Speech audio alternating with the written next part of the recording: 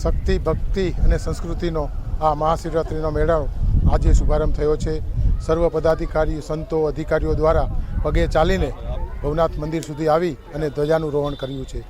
આ શક્તિ ભક્તિ અને પ્રકૃતિના મેળામાં લોકો મોટી સંખ્યામાં આજે ઉમટી પડ્યા છે।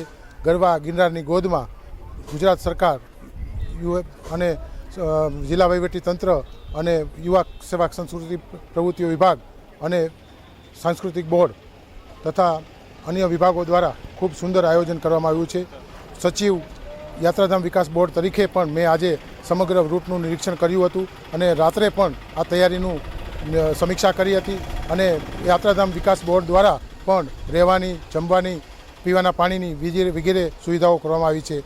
જિલ્લા પંચાયત દ્વારા મેડિકલ સુવિધાઓ કરવામાં આવી છે। એટલે લોકોની યાત્રાળુઓની સુરક્ષા અને સલામતીની પણ અમે દરકાર લીધી છે। તો આ મેળાને સંપૂર્ણપણે આપ માણો એવી મારી આપ સૌને નમ્ર વિનંતી છે।